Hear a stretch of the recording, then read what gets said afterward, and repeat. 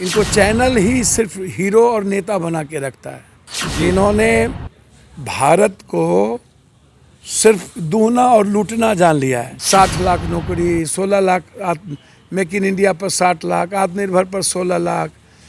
8 सालों में make in India और आत्मनिर्भर का हुआ क्या? जिस थाली में खाता है उसी में छेद करता है। इतना बड़ा मक्कार, कायर, कमजोर और इतना बड़ा अहंकारी आपको दुनिया में नहीं मिलेगा। नमस्कार, आप देख रहे हैं लाइव सिटीज़। मैं हूं आपके साथ सौरभ राज। साल 2022-23 का आम बजट पेश हो गया है। आम जनता को इससे क्या मिली है, गरीबों को क्या मिला है, बेरोजगारों को क्या मिला है। पप्पू यादव हैं, इनसे जानेंगे कि क्या इस बार सरकार आम जनता के लिए कुछ विशेष लाई है या नहीं लाई है। कैसे देखते हैं आम बजट पेश हो गया है सर, गरीबों के लिए क्या कुछ इसमें विशेष रहा?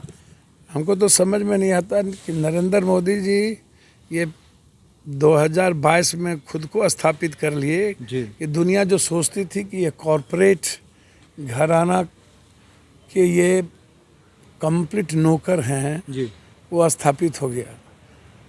18 से 15 हर बजट में इनकी सोच कॉरपोरेट, ये आत्मनिर्भर भारत, मेक इन इंडिया, ये आत्मनिर्भर बीजेपी, मेक इन बीजेपी, आत्मनिर्भर कॉरपोरेट, मेक इन कॉरपोरेट, आत्मनिर्भर नौकरशाह, मेक इन नौकरशाह। ये सत्ता का रास्ता इन्होंने सोच लिया है कि बगैर कॉरपोरेट और नौकरशाह के जी, और बगैर धन कुबेर बीजेपी कमाए हम सत्ता नहीं जा सकते। आम आदमी के लिए ये मार्केटिंग करता है, ये डिजिटल, ये इनको चैनल ही सिर्फ हीरो और नेता बना के रखता है। सोशल मीडिया पर तो इसकी गई चैनल। अब दूसरी तरफ इनके बजट को आप देखो ना, गरीबों के लिए कुछ नगरी चौपट राजा, टकासेर भाजा टकासेर खाजा, न राधा के नौमन तेल हुई, न राधा नाचियन। 60 लाख नौकरी, 16 लाख मेक इन इंडिया पर 60 लाख, आत्मनिर्भर पर 16 लाख। 8 सालों में मेक इन इंडिया और आत्मनिर्भर का हुआ क्या? और दूसरी तरफ 2 करोड़ की नौकरी 8 सालों में कहाँ गई? अब 2 करोड़ की नौकरी, इनसे बात खत्म, काला धन खत्म, अन्य चीजें खत्म। अब 25 साल का सपना, किसानों के लिए एमएसपी कानून पर कोई मतलब नहीं हुआ। जीडीपी का 1.3% मात्र स्वास्थ्य पर यह बजट दिखा रहा है, जबकि अन्य कंट्री दुनिया में 10 से 15% स्वास्थ्य पर जीडीपी का बजट देती है। तो दुनिया में इससे खतरनाक पैदा से लेकर के आम आदमी मृत्यु तक हेल्थ की आवश्यकता होती है। उसके बाद एजुकेशन है जी, एजुकेशन में अगले बजट से कम कर दिया। अब आप हमको बताओ कि हायर एजुकेशन में जो बजट अगले बार था इस बार नहीं है। लड़कियों के लिए आप, हमारी बेटियों के लिए कोई बजट नहीं दिए। हमेशा उसके एजुकेशन, उसके रोजगार पर कोई चर्चा नहीं हुई जी।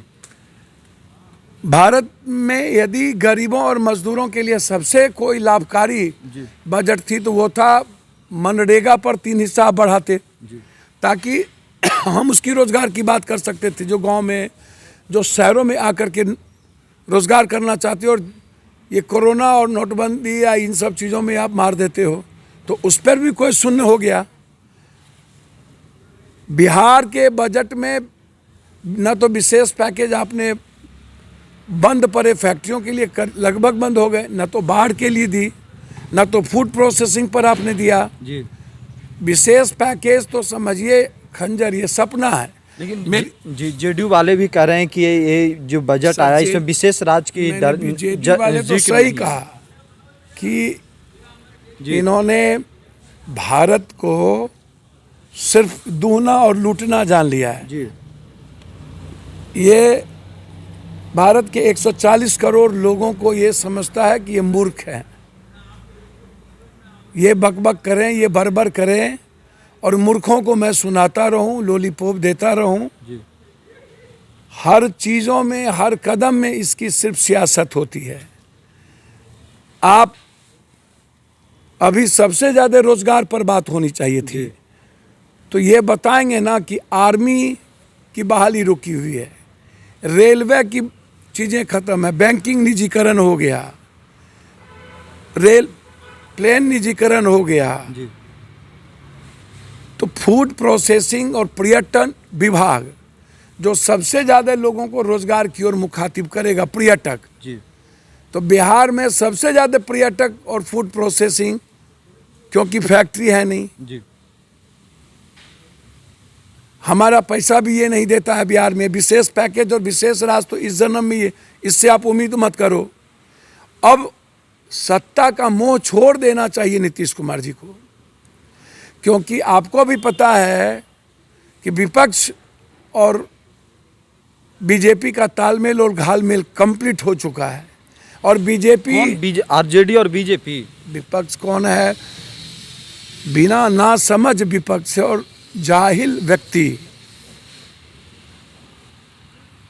दूसरों के बाप माय के चम्मच के दूध पी करके बिना संघर्ष दुनिया का सबसे बड़ा एरोगेंट और अहंकारी बन जाए, और उनका एजेंडा सिर्फ मुख्यमंत्री के अलावे और कुर्सी के अलावे कुछ न बचे। वो तो कहते हैं जब कांग्रेस जैसे लोगों को जी सूप बाजे तो बाजे, चलनियों बाजे, गोनू झा से बुरा हाल, जिस थली पर बैठता है, जिस थाली में खाता है उसी में छेद करता है। इतना बड़ा मक्कार, कायर, कमजोर और इतना बड़ा अहंकारी आपको दुनिया में नहीं मिलेगा। मंद बुद्धि नहीं होती है, मंद बुद्धि, मंद बुद्धि से भी नीचे। तेजस्वी यादव मंद बुद्धि है। अब लालू यादव से पूछना पड़ेगा, वो बेचारे तो गए। लालू यादव क्या हैं? हद हो गया, बेचारे हैं कहाँ? कौन सुनता है उस बेचारे की? अध्यक्ष तो वही है ना। कौन सुनता है उस बेचारे की? कहाँ चलती है?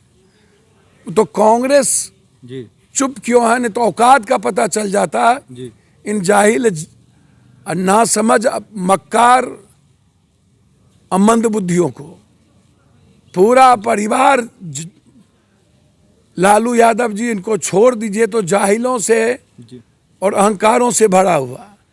ये जायसवाल जी बेचारे, ये तो बेचारा है, इनको क्या पता? इनको तो कोई थानेदार नहीं सुनता है। इनका क्षेत्र में अपराधी, ये माफियाओं के बदौलत चलते हैं। इनको क्या बजट है? किसी को कह देंगे मंद बुद्धि। अरे औकात है तो ये भी तो पहले बीजेपी राजद में ही थे, जायसवाल 5 में जी इसके बाबू।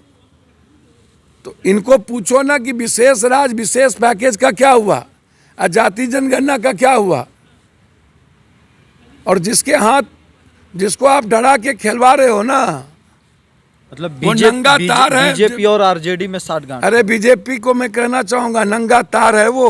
अच्छा, उसके साथ जो रहा वो मरा। कांग्रेस जब तक साथ रहेगी, कांग्रेस को जिंदा नहीं हो सकता। आज कांग्रेस निर्णय ले, कुछ अपने छुटभैये नेता 2-4 ठो कांग्रेस में है जी जिसकी अपनी जमीन औकात कुछ नहीं है, वो लालू यादव के तरवा चाट करके जिंदा रहना चाहते हैं। जी उन वैसे लोगों को दरकिनार करो, 2029 और 24-25 का टारगेट करो। जी इसको औकात का भी पता चल जाएगा। जी विशेष राज और विशेष पैकेज तो इसके बाप को देना पड़ेगा, किसी को भी, जिसकी सरकार रहेगी। मेरी 14 करोड़ और हम तय करते हैं भारत में सरकार किसकी होगी। MP MLA हम देते हैं, जी पता चल जाएगा। तो इसीलिए बजट तो समझो कि युवाओं को आत्महत्या करने पर मजबूर कर देगा। जी रोजगार कहीं है नहीं जी बिहार के लिए, ना कोई पैकेज, ना फूड प्रोसेसिंग, ना बाढ़ के लिए, ना फैक्ट्री के लिए, ना विशेष पैकेज, ना हेल्थ, ना एजुकेशन, कुछ नहीं है। तो औकात का पता चल जाएगा। चिंता मत करिए। चलिए, शुक्रिया सर। धन्यवाद।